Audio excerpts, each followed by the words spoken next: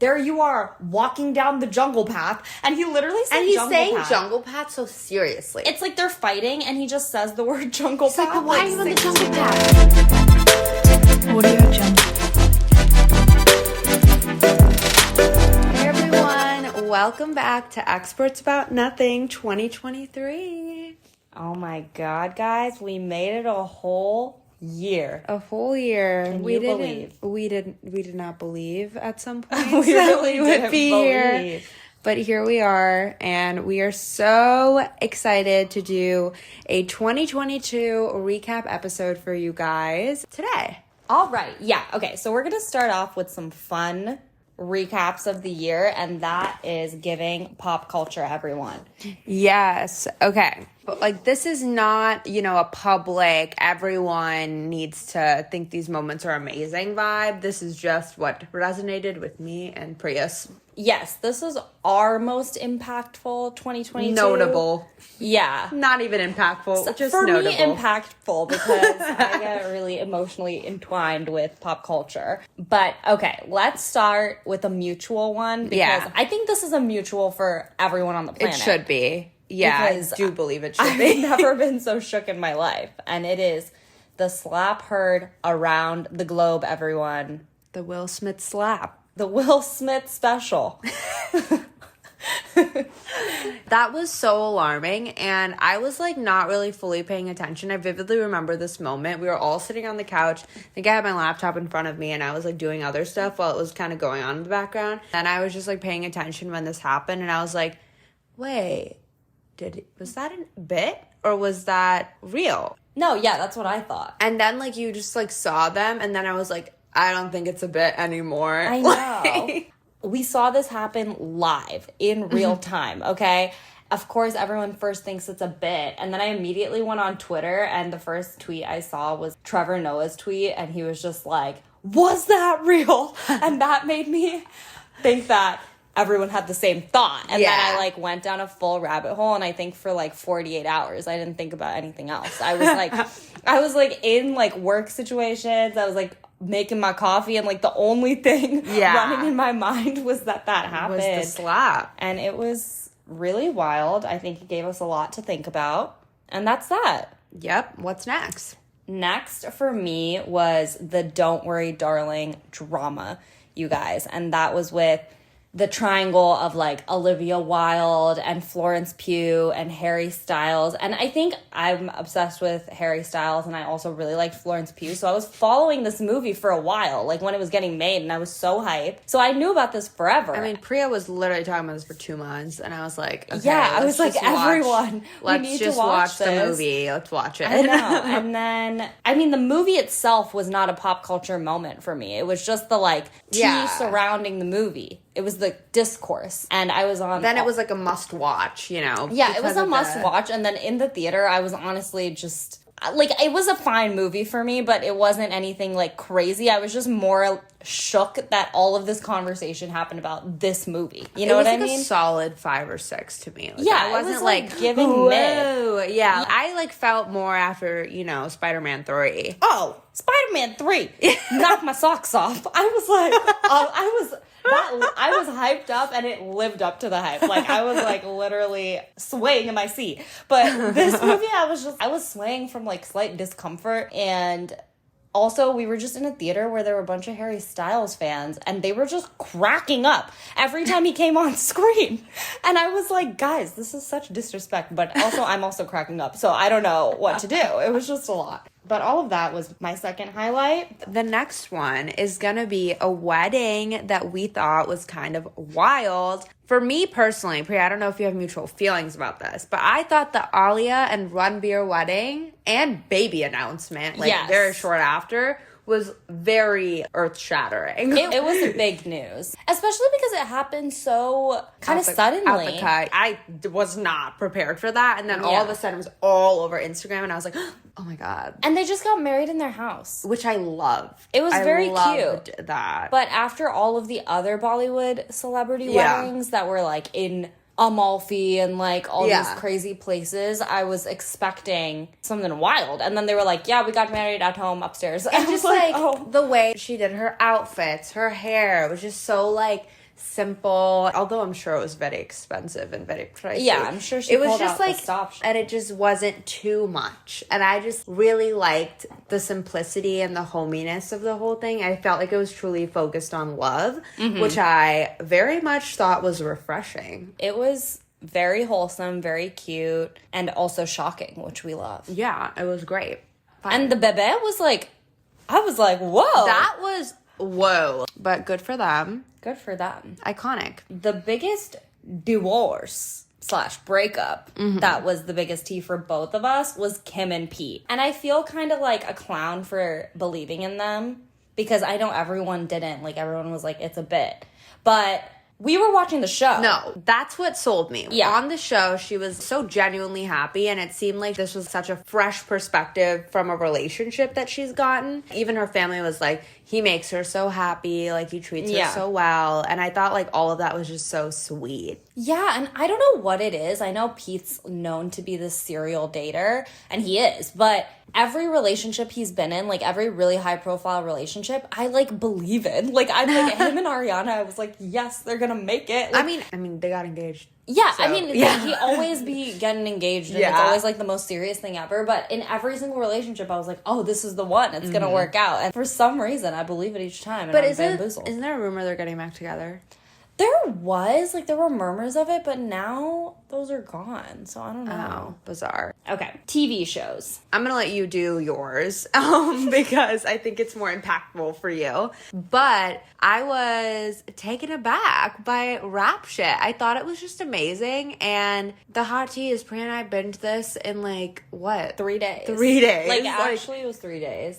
I think we were hungover one of them, and we actually watched 4 episodes back to back. It was wild. This show really hit different. It gave some nostalgia to Insecure, but it still really was a completely new concept. Yeah. And the characters were so different and refreshing. I fell in love with the characters at different points in the show. The whole thing, I was like, I genuinely, like, I'm rooting for these people. Everyone. Yeah, like, I feel very emotionally invested in each person. And I think Issa is just such a good storyteller because that's what she did with Insecure too. Like, you start off and you're like, oh, I don't like these people and I like these people. And then she like unravels different parts of each of the characters and you're like, wait, everyone's so complicated, has their own stories, and like we just felt so strongly. And I felt like everything that happens in this show, I think really evokes true emotion because it's how real people think. It just kind of shows the complexity of like exes, relationships, mental health, providing for family, like and making like it. Socioeconomic conditions and also the true cost of pursuing your passion. What they had to do to get there and like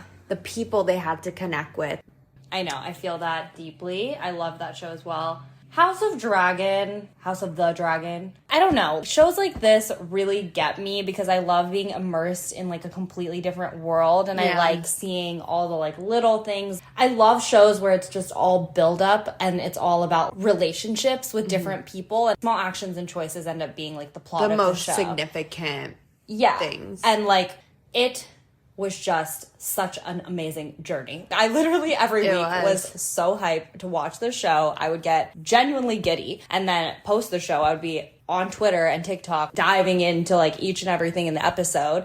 And it gives you that Game of Thrones nostalgia, which I did miss. And also it's redeeming itself because the end of Game of Thrones was beat. And the grandeur of the show and like the sets and the costumes. They go all out. They just go all out and it hits different sometimes because we're so used to seeing like just every show based out in New York City and like, you know, wearing the same clothes. I think that's why like Bridgerton also hits so different. It's because it truly takes you to a different dimension. I know. It's so immersive and you feel excited to like see something different. I don't know. And even the plot lines are all so unique. That's part of the magic of it. And I was not even a Game of Thrones stan back in the day. And like I absolutely loved House of Dragons. I caught up 8 episodes actually watched, which is crazy because I didn't even do that. Like it was like she watched like 10 episodes in like 5 days and I was like, that's I need to because I need to be there for the big kahuna. The end finale. But anyways, haunted, iconic. Okay, music. For me, It's Renaissance. It's Renaissance is number one. I mean, that album, I love Beyonce. I will always love Beyonce. She can't do anything wrong for me. But I gotta be honest, when I first listened to it, I was like, it's hype. I love her. I love every song. I know the visuals are gonna be amazing. Like, I knew all of that, but I was like, okay, maybe not my favorite Beyonce album. And then I think it's one of those albums that, like, the more you listen to, the more it affects your soul. Now when I listen to it, it's just every song hits so uniquely. The album just gave me way too much joy. It's truly like an end-to-end joyful album. Every song is a bop in its own way, and of course they all have their own messages in each one, but it's a feel-good album. I genuinely feel good listening to it, and feeling confident, and like she just inspires that in me always. So love that one. And then a mutual one we both have is the SZA album. Listen, and this is the thing, Priya really put me on. In the past, I kind of stayed away from vibey, slower tracks just because I feel like it evoked negative emotion in me. Yeah, it's a more sad girl song. Yes, and I think now my aura's kind of changing in that I don't need pump up music all the time, all day, because now I can appreciate like a serene vibe, which is why like chiller music is getting to be more part of my normal lists of music. And I feel like the SZA album kind of goes into that. Also, I love 10 to 12 songs in the album of the 23 so much that they're like on my like, so now I'm like listening to them every day. So I think that was more of a newer find for me, even though she's not like a new artist. I feel like I've liked a lot of her stuff now. But this is like the first album she's put out in a while. Like, I feel like it was a lot of her new music. It hits. I honestly think it's like such a beautiful album. I feel like it showed the real emotion of processing a relationship / love and heartbreak, and how those things aren't mutually exclusive. One song will be about like how she hates her ex, and then the next song will be about how she's like, nobody makes her feel the same way as that person. Yeah. And I was like, yeah, like all like of those things. Snooze, that song it's such a beautiful song. Hits me so different. She actually doesn't want to fucking go to sleep because she wants to stay awake with her love. And it's I'm like so emotional. Cute. To me, what it showed was the beauty in like an imperfect relationship. And I don't know, there's so many love songs, there's so many heartbreak songs, but I think having both of them combined and like this album kind of like weaved together, it was just such a realistic project. Yeah. Which I loved. Love that. One of my faves, it's gotta be Midnight's Taylor Swift. Our girl. We love it. Girl. She, like, releases gold every fucking year, and it's like, how do you manage to do that? I don't know how she makes that much music. That's literally, even after she releases that, she's constantly in the studio. I think that's just what she truly enjoys. It's releasing music and just keep putting things out there. I think she just enjoys the process of all of that. And I think she really enjoys her team. Like, the people she works with, I think, are all her best friends, and she just, like, likes doing what she does. I'm super excited because I will be going to my first Taylor Swift concert this year, and I've been a longtime fan of hers, so I am so excited. I'm not a recent Swiftie. I actually do love that everyone's low-key becoming a Swiftie, because I'm like, yeah, we were reprimanded for fucking years for liking her, and she's kind of an icon and so dope. So I'm glad others are realizing that as well.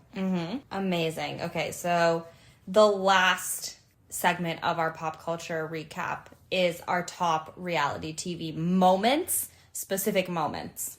Okay, mine is gonna be generic, crazy, and I still can't stop thinking about it. Just the Cole and Zenev drama. The Cutie Gate incident is insane. Actually, I'm still shook at how it was outed. You know what I mean? It's like a really sensitive topic for a lot of people because it depends on a person's relationship with food. We all saw like the reality of it. Yeah. But I just thought it was so brutal of the producers to just purposely save that clip for the very end, let Cole literally go into tears on this reunion episode. The whole episode, everyone's like, wow, I can't believe he did that to her. And like, we're all just like trusting Zenev. All the girls are team Zenev. Footage comes up at the end and it's like, I don't know why. Whoa. The way they did that was truly so savage. I don't know who this hurt more. I think it just hurt both of them. They just kind of annihilated both of them. Both of them. And I think they were trying to release the clip as, like, this comedic scene at the end. Yeah. Being like, LOL, look how crazy these people are. Yeah. And it was like that, but at the same time, you're just like, this is kind of eerie. Like, it's just, like, dark. Yeah, it's two people really, like, have different perspectives of how a relationship is going. Sometimes reality TV is, like, too much. It's, like, too much reality. My top reality TV moment was from good old Bachelor in Paradise with our girl Genevieve and Aaron. And LOL, I thought Priya was going to say the classic Fuller and Johnny, but no. The Fuller and Johnny drama, like, of course, I was invested, and we all saw how it went down with Greg and all that. But this moment between Genevieve and Aaron, it is the moment where they're fighting, and, like, Genevieve's threatening to leave the island. For the 15th time. For, like, the millionth time. And then Aaron just keeps saying the word jungle path. He's like, why would you leave me? And, like, every time there's an issue, there you are, walking down the jungle path. And he literally said jungle path. And he's saying jungle path so seriously. It's like they're fighting, and he just says the word jungle path. Like, but why are you on the jungle path? Why are you on the jungle path? You know. And I'm like, why are you saying jungle path? Like, it's like a normal vocabulary Like, word. it's like a standard phrase to describe that everyone's path. talking about a jungle path. Meanwhile, like, he's the first person that has ever said that word and on also, the show. Like, you're not in the jungle. Like, you're on the beach. You're literally not in a forest. And I'm just like, why do you keep saying jungle path like that? Those were our pop culture moments. There were some highs and there were some lows. Truly. Okay, well, that was a fun and honestly not very short recap as I'm seeing the clock right now. I know. But now we're actually going to talk about some of our personal wins and lessons of this past year. So we'll just dive in to new habits that we've picked up on this year and go first. So I think one of my most notable habits that I've picked up this year is stopping my nail biting habit. If you know, this bitch has been biting her nails since the day she was born. Actually, 26 years I've been biting my nails, and this year I was like, actually, what is the state of my pinky?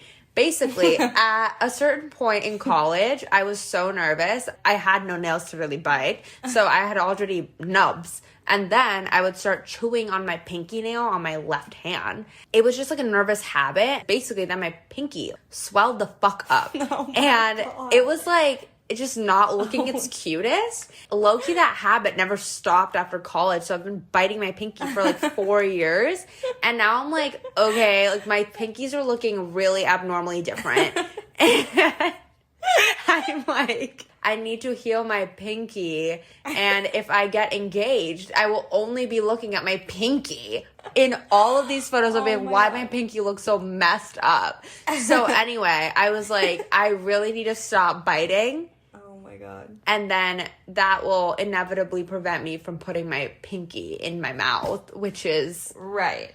Sounds ridiculous, but yes, it is a habit that I had. So anyway, I stopped it, and now my nails low-key look snatched. They look snatched, you guys. It's actually really shocking that all of this happened in 1 year. I mean, it didn't even happen in 1 year. I would say this happened, it's giving October to December. I think the most shocking part is, yes, like, did I bite a little bit, like, on and off? Yeah, but, like, it's basically done. I stopped it. Yeah, you really cut it out. So, very proud of that one. Second habit that I felt like I kept up with pretty well, like, compared to other years. Generally this year, I felt like I was more tidy more often than other years. My tendency is I do like deep cleans. Things like making my bed, cleaning up my counters, doing a quick wipe here or there, doing a quick reorg. I know the number of times that I've like dumped my entire dresser out and refolded everything and redone everything is a lot fewer than in the past. Now I just kind of do small cleanup, small unpack, small like rearrangements, and I just feel tidier throughout my day. And I remember I used to sleep with like shit on half of my bed, and like it's kind of cringe thinking about how I could even like sleep with all these objects on my bed.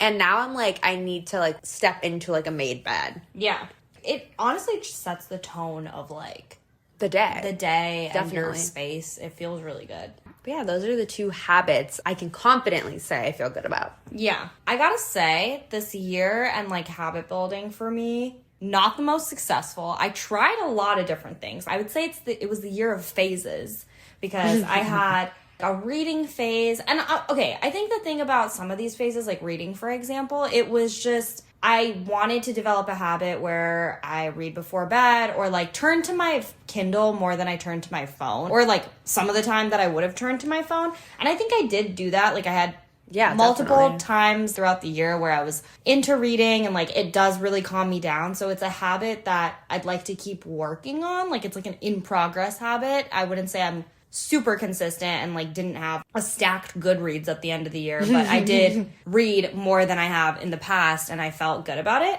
And then the same thing with like working out and eating. It was honestly kind of a confusing year for me for working out. Like I had a lot of fitness goals going into the year, and then they ebbed and flowed mainly because I was dealing with other health issues. I was having stomach problems and back pain, and like all of these things kind of flared up throughout the year. So I couldn't achieve all of my fitness goals and habits. But one thing that I feel like I did gain out of the phase of trying to work out really consistently and like have more strong fitness goals is learning what makes me feel best. I think I did clock that information. The amount I need to eat to like feel really good, and the amount I like to work out to feel good. And so like I have that information going into the new year. I think I just need to like structure my goals a little bit differently. And also like the exercises that you actually enjoy doing versus like the ones that are torturous to you. Yeah, I know. I think it's funny because we started out the year with me in my running phase, and I was like trying to run every single day.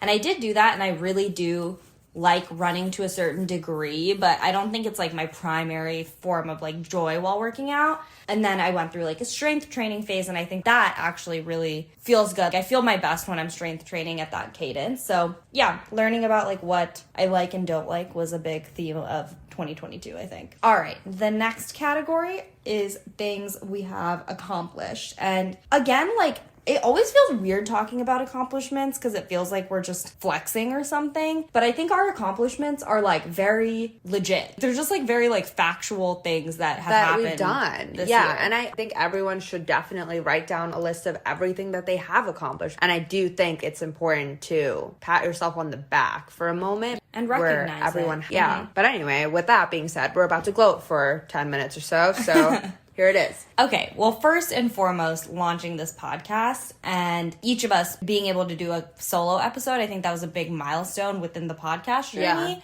Yeah, starting it in itself, we've said this a million times. Can't believe it. Can't believe we're a year in. Can't believe we're 28 episodes in. Yeah. That is so shocking. I thought maybe we would do 4 and then we'd probably drop it. Mm-hmm. But something that I'm really proud of is that regardless of the numbers, the stats, we like kept going and were as consistent as we possibly could, which makes me know and truly believe that it's something we're both passionate about. It is not just we both like really do enjoy it. Yeah, it's not for a monetary end or anything like that. Although we do have dreams about where it could go, I think it's like first and foremost a passion for both of us. That is what makes this accomplishment so much more sweet. And it's been a while since I think either of us have had an outlet like that where it's something we genuinely want to do and are not gaining anything immediately from it. Yeah. In general, like we've been programmed to think like that for so long. Yeah, and we need to get something out of this for it to be good. But in a way, it feels very like childlike to be able to do this and just do it because it's fun and we enjoy it. So that's not to say like it isn't a lot of work. I think even Priya and I didn't know like how much work was going to be required to do a project like this, but I think we've both really done a great job in balancing this among everything else we do and all the other commitments and priorities that we have in our lives. Us just coming back to this week over week, even if it's like a month goes by and we haven't released an episode, we are constantly thinking about it. And I think that's something that I'm very proud about, that like, we never dropped it, you know? Yeah. Yeah. Okay, on my things that I've accomplished, I took an improv class this year. It was towards the tail end of the year, and that feels like a big accomplishment just because it's something that I've always thought about. And even like moving to New York, wanting to try something in comedy and like something more artistic and creative was always honestly a huge part of the excitement of even moving here. And I think I got caught up in just the city and like work and social life, whatever, and like kind of put all of that on the back burner. Plus it's just scary to like start. So I'm glad I kind of took that plunge this year. And then so she had not one, but two creative pursuits. That's true. It's the year of creativity. And then switching roles at work, which I've also talked about before. But yeah, getting that across the finish line. I think last year was a lot of putting in the groundwork for it. And then this year was seeing like that come to fruition. I feel like I'm finally in a role that is better suited for me, and now I'm excited to grow within that. So those were my 2 accomplishments. Love that. And I think for me, one thing that I did this year is the half marathon that I ran in March. You don't really know the gravity of physical accomplishments until you do them. Honestly, I think in my head, doing a half marathon was like, oh yeah, I can do that. Which is crazy that you're at the status that that's your thought in your head. Yeah. But then I did the half marathon and I was like, damn, I am actually sore. Sore for days and days and days. And like, it was painful. I think that was the biggest like physical pursuit I had, the biggest one I've ever done. I think I just have so much respect for like people that just push themselves in any way physically, because it is not easy, like, and is a mental thing, a physical thing. It could be emotional as well. I think I just learned that your body is capable of a lot, but also pushing yourself to that extent is a very difficult thing to do. Yeah. And then the other thing is I did get promoted at work, which was very exciting. Never thought I would be in this career path. And after being in it a couple years or so, I'm just like, wow, I do deserve to be in this role and to be surrounded by these people and to learn what I do. I feel like a lot of the time I was like in this mindset of be grateful that you're here. But now I'm just like, I deserve to be here. And I think that mindset is something I'm still working on day to day, but I do feel like I've come a long way since starting to just like understand that I'm deserving of where I am. And that is a huge lesson. And I think it's going to feed into so much of your growth this year because obviously we all have gratitude and like should prioritize grounding ourselves with that. But it can get to the point of like being unhealthy because you just like discount your achievements and what you're capable of if you're constantly just feeling like you're so indebted to like the company or everyone the and everything that helped me get here. But it's like, no, a lot of you did that. Yeah, I thought that was interesting. All right, so the last part of this is just things we've learned more generally. I'll start. So first, we both traveled a ton this year, probably the most out of any year. By far. Yeah. It was just lots of trips, domestic, international, whatever. I started to learn this last year, but I love nature trips. They slap, and I never feel as rejuvenated, both physically and mentally, than I do after being in nature for like a long period of time. I've done quite a few throughout my life, but like this year I went to Banff, last year I went to Zion. Going on those trips just felt so grounding, and like I physically and emotionally just like grew from them, I think. And your point about physical feats, I've always thought of myself as like not the most athletic person and like don't have the best physical abilities, but going on these trips and like doing things that do kind of make me nervous, more of like the harder hikes and just doing them, even if they end up not being like the hardest thing ever. But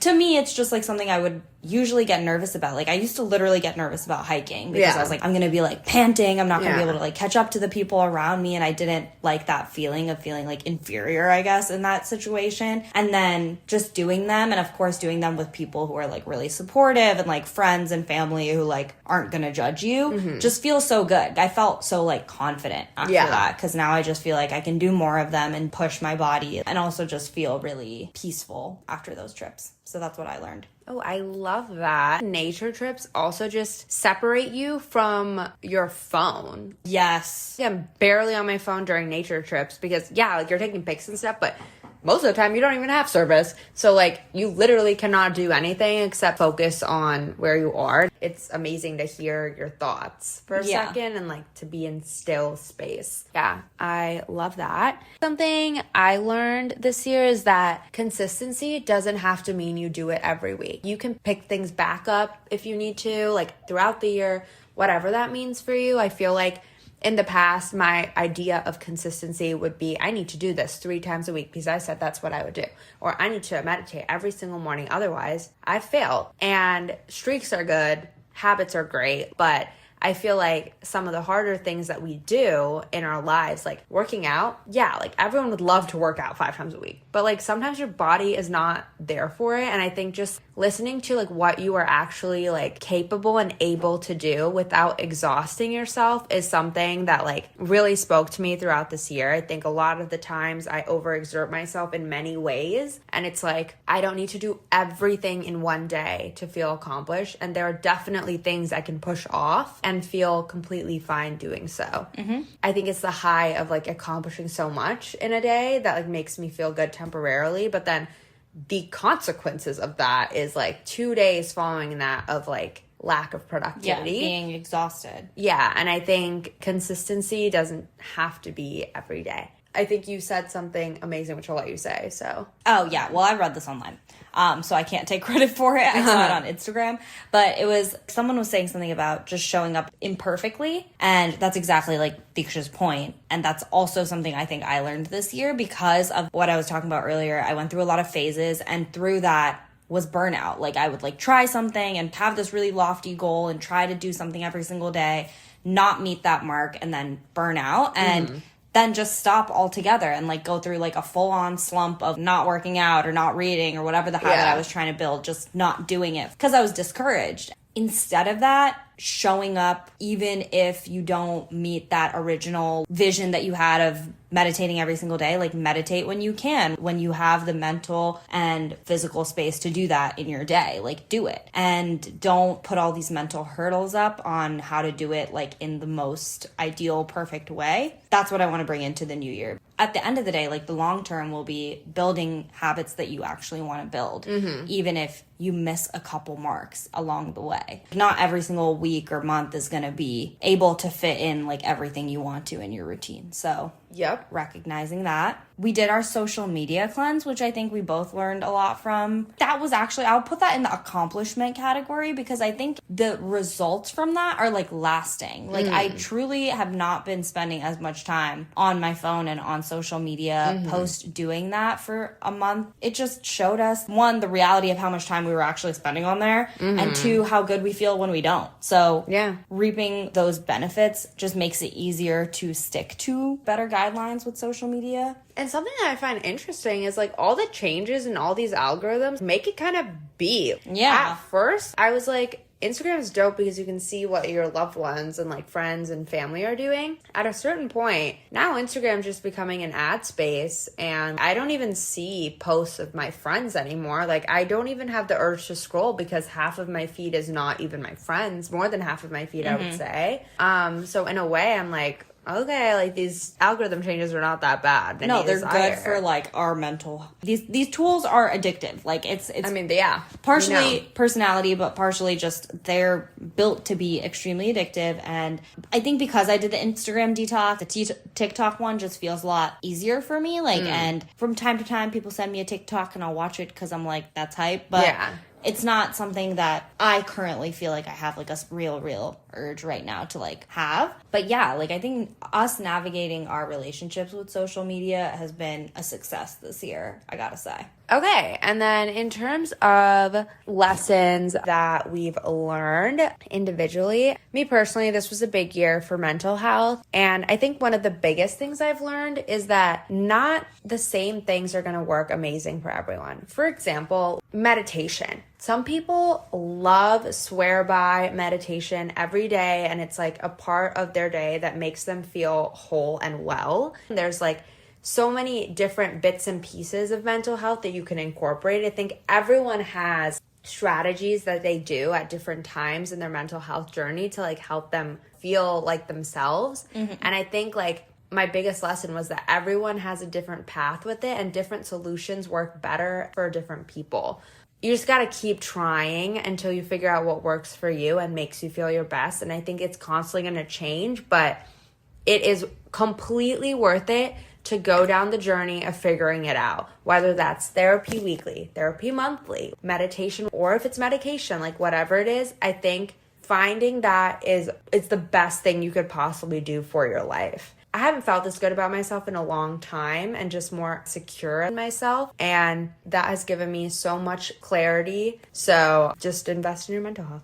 Yeah, I mean, that's a truly important one. And I think you built such a good foundation this year that will last you forever. Now you can keep just like tweaking and tailoring what you've already built. And so I think investing in that is huge. For me, I think the biggest lesson that I learned is just the gravity that rest has on your life and finding ways that you actually rest. I used to think rest was just sitting in my bed or like sleeping and watching TV or being on my phone, just not doing anything. But this year I realized I don't really feel restful when I'm just being lazy, if that makes sense. Different things make me feel well rested. Sometimes that is just sleep. I need to like have a sleep routine and be consistent about it. Like walking was really restful for me this year, being outside, trying to read, watching shows that I like in moderation, like stuff like that. And I want to keep tailoring that this coming year.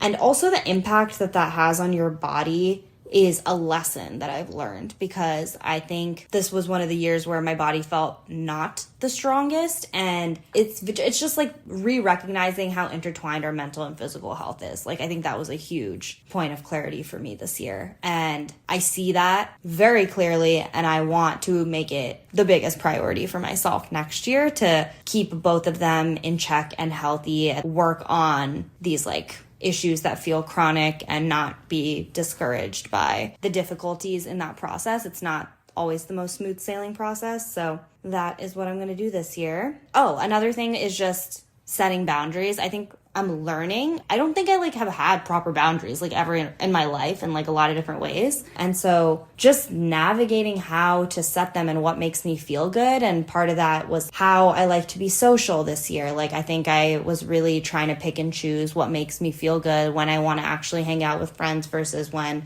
I just have FOMO or something, when I want to drink versus when I don't want to drink. Like those were a lot of lessons that I've learned this year, and I want to keep being curious about that and being more assertive, even if it's hard for like people and routines and things in my life. It's just not what people want to hear, and like it's like an honor that people want to hang out with you and stuff, but your time and your energy is so important. Saying no sometimes is the biggest relief. That's why we freak out when like we have canceled plans and stuff. We shouldn't be freaking, like the euphoria we feel when we have canceled plans, that's just telling to how we don't have any boundaries. Yeah. Because we're not able to just be like, hey, I can't hang out right now because I'm not feeling exhausted. My best. Yeah, like or I would rather be doing something else. That's more than okay, and as long as you're respectful in the conversation, like that's it's all tone, baby. Yeah, it's all tone, and it's also like we don't owe people things. As long as you're not disrespectful to people, like we don't have to be bending over backwards doing things that we don't want to do as adults who are just trying to take care of themselves, you know? I don't know. Yes.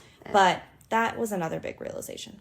Love that. All right, we're going to end with a sentimental favorite, which is our favorite pod episodes of the year, kind of like the episode that we feel proudest about. So I would say Finding a Place That Feels Like Home is our second episode. The reason why this episode means a lot to me is because it was the first time we opened up about our lives and like experiences we went through, some of them emotional, like how we kind of figured out where we wanted to live, experiences we had getting there, college. Like I feel like we just like went over a lot of stuff. Deep, yeah. And it was a very well received episode, but also I just felt really confident in like where this could go. I loved that episode as well. My favorite episode of the year was not Indian enough. It was a topic that we were scared of a little bit. Because we didn't know how it would be received. Yeah, and it's a little bit like controversial. We don't want to like step on people's toes or make people feel bad in any way, but I think we really, like the way it came together, hopefully came across really genuine, and I felt really proud of the way we came across. And I also learned a lot through it while fleshing it out and having that conversation. It was like important to me. Yeah. And it also made me optimistic about like the conversations we could have in the future around topics like that. So yeah. Aw. I love this episode. I think it was a fun reflection exercise. And thank you guys for going on this ride with us. Yeah, we have tons more coming this year. And I hope you guys are all feeling well rested and excited for what is to come. Bye.